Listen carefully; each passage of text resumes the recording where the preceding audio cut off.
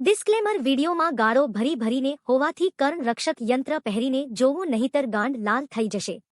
ધીમે ધીમે તેના બંને બોબલાને દબાવવા લાગ્યો. મેં મારો એક હાથ નીચે લીધો અને તેની ઢોઢાના દરવાજા પર મૂક્યો. મારું લોડું સંપૂર્ણપણે ટટ્ટાર હતું.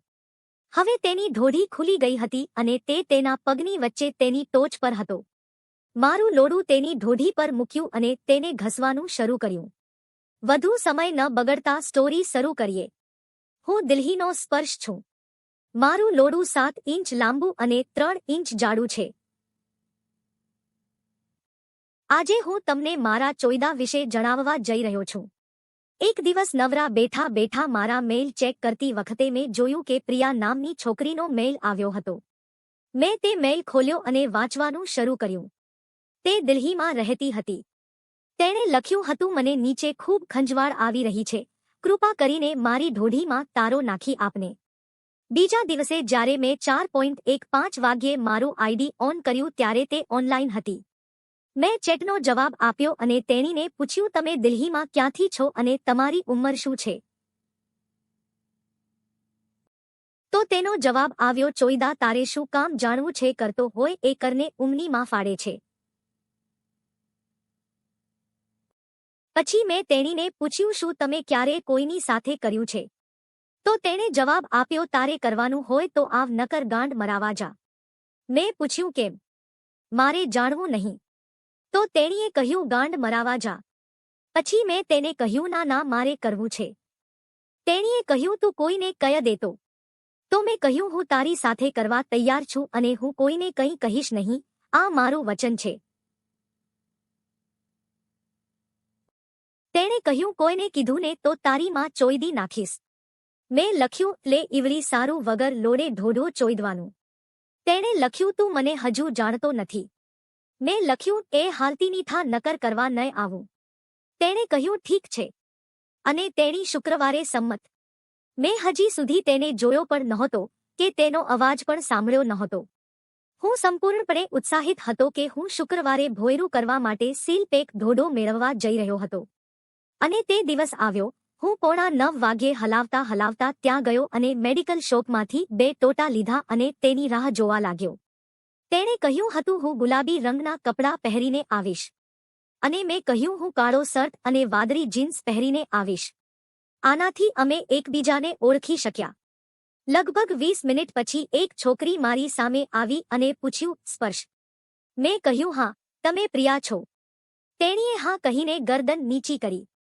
તે ખૂબ જ સુંદર હતી. ઊંચાઈ લગભગ 5 ફૂટ 4 ઇંચ. આકૃતિ દેખાવમાં ખૂબ જ માલ લાગતી હતી. તેણીએ ગુલાબી રંગના કપડાં પહેર્યા હતા. તેના 2 બોબલા હિકલાની ઉપરથી સ્પષ્ટ દેખાતા હતા. તે માટલાના આકારના કુલા હતા. તેના સંતરા જેવડા બોબલા જોઈને જ મારું લોડું ટટ્ટાર થઈ ગયું. હું તેને પહાડગંજની એક હોટલમાં લઈ ગયો અને અમે ત્યાં એક રૂમ લીધો અને તે રૂમમાં ગયા. રૂમમાં દાખલ થતાં જ મેં જોયું કે ત્યાં એક પલંગ અને બાથરૂમ હતું. મેં દરવાજો બંધ કરીને તાળું મારી દીધું. તે પલંગ પર બેઠી હતી. હું ફ્રેશ થવા બાથરૂમમાં ગયો અને તેને ફ્રેશ થવા કહ્યું. તે ઊભી થઈને બાથરૂમમાં ગયા. થોડી વાર પછી તે બાથરૂમમાંથી બહાર આવી. એ જ રીતે મેં તેને મારી બાહોમાં લીધી અને તેને ધીમેથી ચુંબન કરવાનું શરૂ કર્યું. તેણી શરમાઈ ગઈ અને પોતાને મુક્ત કરવા લાગી. મેં કહ્યું, શું થયું? તેણીએ કહ્યું, હું શરમ અનુભવું છું. મેં કહ્યું, કાલે તો માં ચોદવાની વાત કરતી અને આજે તો શરમ આવે છે. અને હું તેના ગળા અને હોઠને ચુંબન કરવા લાગ્યો. સમયાંતરે હું તેના કાનને ચુંબન પણ કરતો. આ બધાને કારણે તે પણ ઉત્સાહિત થઈ ગઈ અને મને જવાબ આપવા લાગી. મેં મારો એક હાથ આગળ લાવીને તેના બોબલા પર મૂક્યો અને તેના બોબલા પર વર્તુળોમાં ધીમે ધીમે મારી આંગળીઓ ફેરવવા લાગી. તેણી ધ્રુજી ગઈ અને મને કહેવા લાગી, કૃપા કરીને આ કરો. તેણીને સખત દબાવતા રહો. થોડા સમય પછી મેં તેને ફરીથી ધીમે ધીમે દબાવવાનું શરૂ કર્યું. વાહ! તે શું કુલા હતું! ખૂબ જ ચુસ્ત. પછી મેં મારો બીજો હાથ આગળ લાવીને તેના બીજા બોબલા પર મૂક્યો અને ધીમે ધીમે તેના બંને બોબલાને દબાવવા લાગ્યો. થોડા સમય પછી મેં મારો એક હાથ નીચે લીધો અને તેની ઢોઢોના દરવાજા પર મૂક્યો. જલ્દી મારો હાથ તેની ઢોઢો સુધી પહોંચ્યો. તેણે ત્યાંથી મારો હાથ હટાવવાનો પ્રયાસ શરૂ કર્યો. મેં તેણીને કહ્યું, મારેલની સરખી રે, નકર ચોયદા વગર જતો રહીશ. તેથી તેણી સંમત થઈ અને મને તેના બંને હાથથી પકડી રાખ્યો. હું ચીથરા પર તેના ઢોઢો મસળવાનું શરૂ કર્યું. પછી થોડા સમય પછી મેં મારો હાથ તેની ચડીની અંદર નાખ્યો અને તેની ઢોઢોને રગડવાનું શરૂ કર્યું. તે તેના મોંમાંથી અવાજો કાઢતી રહી, ભોસડીના હળવે કર. પછી મેં એ જ હાથ ઉપરની તરફ લઈ લીધો અને તેના ચીથરા નીચેથી તેના બોબલાને દબાવવા લાગ્યો. તેણે અંદર બ્લાઉઝ પહેરેલી હતી. મેં બ્લાઉઝ ઉપર એક પછી એક તેના બોબલા દબાવવાનું શરૂ કર્યું. થોડી વાર પછી મેં મારા બીજા હાથથી તેના બ્લાઉઝની ચેન ખોલી અને તેનો કપડાં ઊંચા કરીને કાઢી નાખ્યો. હવે તે સફેદ બ્લાઉઝ મારી સામે ઊભી હતી. તે અદ્ભુત રીતે સુંદર લાગી રહી હતી. મેં બ્લાઉઝ પર તેના બોબલા દબાવવાનું શરૂ કર્યું અને પછી મારા બંને હાથ પાછા લઈ ગયા અને તેની બ્લાઉઝનું હૂક ખોલ્યું અને તેની બ્લાઉઝ તેના બોબલાથી અલગ કરી દીધા. વાહ! તેણીના કેવા બોબલા હતા! સંપૂર્ણ ગોળ આકારમાં. તેના બોબલા નાના કે મોટા નહોતા, એકદમ મધ્યમ કદના હતા. બોબલા પર 2 ગુલાબી રંગની દીટડી હતી. કેવો સુંદર નજારો હતો! મારા જીવનમાં આટલા સરસ બોબલા મેં પહેલી વાર જોયા હતા. ભાગ્યે જ કોઈના આવા બોબલા હશે. હું પાગલ થઈ ગયો હતો. હું મારા હાથમાં તેના બંને બોબલા લીધો અને તેમને દબાવવાનું શરૂ કર્યું. તેમની પાસે કેટલી તાકાત હતી! વાહ! હું માત્ર તેને દબાવતો રહ્યો. એવું લાગતું હતું કે હું તેમને છોડીને ક્યાં જઈશ. થોડીવાર પછી મેં એક હાથ નીચે લીધો અને ફરીથી તેની ઢોઢોની સ્નેહ કરવા લાગ્યો અને પછી ધીમે ધીમે તેની ઘાઘરીની દોરી ખેંચી અને તે જ ક્ષણે તેની ઘાઘરી નીચે પડી ગયા. પછી મેં તેને મારા ખોળામાં ઉંચકીને બેડ પર સુવડાવી અને તેની ઘાઘરી તેના પગમાંથી મુક્ત કરી. તેણે સફેદ રંગની ટાઈટ ચડી પહેરી હતી. ચડીમાંથી દાબેલી જેવી ઢોઢીની ફાંકો દેખાતી. તે શરમાઈને દૂર જોઈ રહી હતી. મેં મારું કબજો ઉતાર્યું અને મારું ધોતિયું ઉતાર્યું. હવે હું ફક્ત લંગોટમાં જ તેની સામે હતો અને તે ફક્ત નાની ચડીમાં જ મારી સામે હતી. મારું લોડું સંપૂર્ણપણે તટ્ટાર હતું. હું તેના પર બેડ પર સૂઈ ગયો અને તેના બોબલા દબાવવાનું શરૂ કર્યું. મેં તેણીને પૂછ્યું, તમે મારા લોડું મોઢામાં લશ? તેણે કહ્યું, ના. તેણીએ કહ્યું, મને તમારો મોંમાં ન દેશો. મેં કહ્યું, ઠીક છે, તારી ઈચ્છા મુજબ. અને પછી તેણે એક હાથ નીચે લીધો અને તેણીની ઢોઢીને દબાવવા લાગ્યો. તેણીની ચડી ભીની બની હતી. હું ફરીથી તેની ચડીમાં મારા હાથ મૂકી અને મસળવા લાગ્યો. મારો હાથ તેના જાટાને સ્પર્શ્યો. મેં તેને પૂછ્યું, શું તમે તેને ક્યારે સાફ નથી કરતા? તેણે કહ્યું, ભોસડીના કરવા આયો ઈ કરને. મેં તેની ઢોઢોના છિદ્ર પર એક આંગળી ઘસવાનું શરૂ કર્યું. તે આ ઉફ આ કહેતી રહી. મેં પછી તે જ આંગળી તેની ઢોઢીમાં નાખવાનું શરૂ કર્યું. તે ફરીથી ચીસો પાડવા લાગી. મારી આખી આંગળી તેની ઢોઢીમાં નાખી દીધી. તેનો ઢોઢો ખૂબ જ ચુસ્તી હતો. પછી મેં મારી આંગળી અંદરના વર્તુળોમાં ફેરવવાનું શરૂ કર્યું. તે ફક્ત આ ઉફ અવાજો કાઢતી હતી. થોડી વાર પછી મેં તેની ચડીમાંથી મારો હાથ કાઢ્યો અને તેની ચડી કાઢવા લાગી. તે શરમાઈ રહી હતી. મેં તેની ચડી તેના ઢોઢાથી અલગ કરી અને તેનો ઢોઢો જોવા લાગ્યો. પછી તેણીએ તેના બંને પગ એકબીજા ઉપર મૂક્યા અને તેણીની ઢોઢો છુપાવવાનો પ્રયાસ કરવા લાગી. મેં તેના બંને પગ અલગ કરીને તેને પકડી રાખ્યો અને હું તેની ઢોઢો જોવા લાગ્યો. શું એક ઢોઢો હતી કે એક સંપૂર્ણપણે ખાલી ઢોઢો? ઢોઢો સંપૂર્ણપણે સીલ પેક હતો. મેં પછી મારી એક આંગળી તેની ઢોઢોમાં દાખલ કરી અને મારા હોઠ તેના ગુલાબી હોઠ પર મૂક્યા અને તેને કિસ કરવા લાગ્યો. સાથે સાથે મારી આંગળી અંદર અને બહાર કરવા લાગ્યો. તેણી સંપૂર્ણ પાગલ થઈ ગઈ અને મારો હાથ પકડીને જોરશોરથી તેની આંગળી અંદર અને બહાર કરવા લાગી. થોડા સમય પછી તેણીની ઢોઢો પાણી છોડ્યું અને મારા હાથને ભીના કર્યા. મેં વિચાર્યું કે તેણીને ઢોઢામાં લોડું નાખવાનો આ યોગ્ય સમય છે કારણ કે તેની ઢોઢો સંપૂર્ણપણે ભીની થઈ ગઈ હતી. મેં મારું લંગોટ ઉતાર્યું અને તે મારું ટટ્ટાર લાંબુ લોડું જોઈને આશ્ચર્યચકિત થઈ ગઈ અને કહ્યું, મને લાગ્યું કે તારું નાનું અને પાતળું હશે, ખરેખર લાંબુ અને જાડું છે. મેં કહ્યું, ગભરાશો નહીં. હું વચન આપું છું કે થોડા સમય પછી તમે મને કહેશો કે લોડું પૂરેપૂરું નાખી દે. પછી મેં ટોટાનું પેકેટ કાઢ્યું. મેં તેને કહ્યું, આ ટોટો છે. શું તમે તેને ક્યારેય જોયું છે? તેણે માથું હલાવ્યું અને કહ્યું, લોડા રોજ તો ટીવીમાં આવે છે. મેં તેમાંથી એક ટોટો કાઢ્યો અને તેને કહ્યું, જુઓ કે તે કેવી રીતે તેને તેના લોડું પર મૂકે છે. આગલી વખતે તમારે મારા લોડુ પર આના જેવું બીજું ટોટો લગાવવું પડશે. તે ધ્યાનથી જોવા લાગ્યો.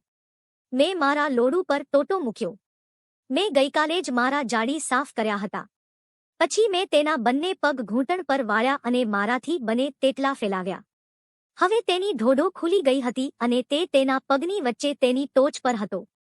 મેં એક હાથ વડે મારું લોડું તેની ઢોઢો પર મૂક્યું અને તેને ઘસવાનું શરૂ કર્યું. તે પાગલ થઈ ગઈ અને મને કહ્યું, ભોસડીના ઝડપથી અંદર મૂકો નહીં તો હું મરી જઈશ, જલ્દી કરો. કૃપા કરીને આ ટોટી સાથે મારી ઢોઢો ફાડી નાખો. મેં થોડું દબાણ કર્યું. તેણી વેદનામાં લપેટાઈ ગઈ અને ચીસો પાડવા લાગી, ઓય મમ્મા મમારગગા આ માદર ચોદ, મારો ઢોઢો ફાટી ગયો. પછી મેં મારા લોડુને થોડીવાર માટે આ રીતે રાખ્યું અને બીજો બળથી ધક્કો આપ્યો. જે રીતે તેની સીલ તૂટી ગઈ અને તેણી રડવા લાગી. તેણીએ ચીસો પાડી, તારી બેનને ચોદે, ભોસડીના હળવે ઘાલને, હું કયાય નથી ભાગી જવાની, ભોસડીના લોડાને બહાર કાઢને હળવે નાખ.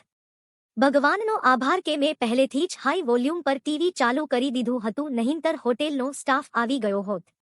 મેં કહ્યું, નાગિની થામા કંઈ નહીં થાય, થોડી વારમાં દુખાવો ઓછી થઈ જશે. અમે બંને થોડીવાર આમ જ પડ્યા રહ્યા. તે સમયે હું તેના બોબલા દબાવી રહ્યો હતો અને બીજો ચૂસી રહ્યો હતો. 5 મિનિટ પછી તેણીએ તેની ગાંડને ઊંચી-નીચી કરવાનું શરૂ કર્યું અને હું સમજી ગયો કે હવે તેણીની ઢોઢો લોડુના થ્રસ્ટ્સ લેવા માટે તૈયાર થઈને રાહ જોઈ રહી છે. હું તેના ઢોઢોમાં અંદર બહાર મારા લોડું કરવાનું શરૂ કર્યું. હવે તે પણ મસ્તી કરી રહી હતી. તે પણ તેની ગાંડને ઉપર નીચે કરીને સાથ આપવા લાગી હતી. મેં પછી સ્પીડ વધારી અને જોરથી ધક્કો મારવાનું શરૂ કર્યું. તે ચીસો પાડી રહી હતી જે મને વધુ આનંદ આપતી હતી. થોડી જ વારમાં તેણીએ મને ગળે લગાડ્યો અને તેની ઢોઢોમાંથી ઘણો પ્રવાહી બહાર કાઢ્યો. પરંતુ મારું લોડું હજી પણ ટાઈટ હતું. મેં તેને કહ્યું, હવે હું તને કૂતરાની જેમ પેલીશ. તે તરત જ કૂતરામાં ફેરવાઈ ગઈ. વાહ, પાછળથી તેણીનો કેટલો આકાર હતો! કોઈ પણ સમય બગાડ્યા વિના મેં મારું લોડું તેની ઢોઢો પર મૂક્યું અને જોરદાર ધક્કો આપ્યો. એક જ ધક્કામાં આખું લાંબુ લોડું તેની ઢોઢોને ફાડીને મૂળ સુધી પહોંચી ગયું. તેણીએ ચીસો પાડી અને કહ્યું, ઓય માં નાગીના, હળવેથી ઘાલને લોડા. પછી મેં ધીમે ધીમે મારા લોડુને તેની ઢોઢોની અંદર અને બહાર કરવાનું શરૂ કર્યું. થોડા સમય પછી તેણીએ પોતે પાછળની તરફ ધક્કો મારવાનું શરૂ કર્યું અને કહ્યું, સ્પર્શ, આજે તારી બધી શક્તિથી મારી ઢોઢોને ઠોક, જે થશે તે જોયું જાશે. આગળ શું થયું? મેં પૂરા ઉત્સાહથી તેની ઢોઢોમાં નાખવાનું શરૂ કર્યું અને તેણીએ આ ઈ ઉફ ઓ કહેવાનું શરૂ કર્યું. લગભગ 10 મિનિટ પછી મેં ટોટામાં પાણી પણ છોડ્યું અને તેણીને પણ પાણી છોડાવી નાખ્યું. પછી હું મારા લોડું તેના ઢોઢોમાં દાખલ સાથે તેની પાછળ સૂઈ ગયો. થોડીવાર પછી મેં તેની ઢોઢામાંથી મારું લોડું બહાર કાઢ્યું અને તેની પાસેથી ઊભો થયો અને જોયું કે તેની ઢોઢીમાંથી થોડું લોહી નીકળ્યું હતું. તેણીની ઢોઢીમાંથી છોડવામાં આવેલા લોહી અને પ્રવાહીથી સંપૂર્ણપણે ભીની હતી. મેં મારા લોડુમાંથી ટોટો કાઢી નાખ્યો અને તેને મારા હાથમાં લઈને શૌચાલયમાં લઈ ગયો. મેં તેણીને ત્યાં બેસાડી અને ઠંડા પાણીથી તેણીની ઢોઢો સાફ કરવાનું શરૂ કર્યું. તેમાં આંગળી નાખીને તેની ઢોઢો સાફ કરવાથી મારું લોડું ફરી ટટ્ટાર થઈ ગયું. તેણીની ઢોઢો સાફ કર્યા પછી મેં તેણીને મારા હાથમાં ઉઠાવી અને તેને બેડ પર સુવડાવી. હવે મારા લોડું મારા મનપસંદ શોટ આપવા માટે તૈયાર હતું. મેં ટોટો કાઢ્યો અને તેને આપ્યો અને કહ્યું, રાંડ મારા લોડું પર ચડાવ. તેણીએ તેમાંથી ટોટો કાઢીને મારા લોડું પર ચડાવ્યું. મેં તેના બંને પગ મારા ખભા પર મૂક્યા. નીચેથી મેં મારું લોડું તેની ઢોઢોમાં સંપૂર્ણ રીતે દાખલ કર્યું અને મારા બંને હાથ તેના હાથમાં મૂકીને તેને ઉપર ઉઠાવી. હવે હું ઊભો હતો. તેના બંને પગ મારા ખભા પર હતા અને મારા બંને હાથ તેની પીઠ પાછળ હતા.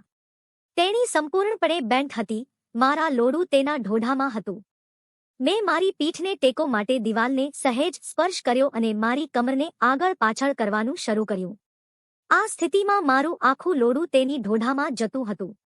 જ્યારે મેં પ્રિયાને આ રીતે નાખ્યું ત્યારે મને દિવાલના ટેકાની જરૂર નહોતી કારણ કે તેનું વજન ઘણું હલકું હતું.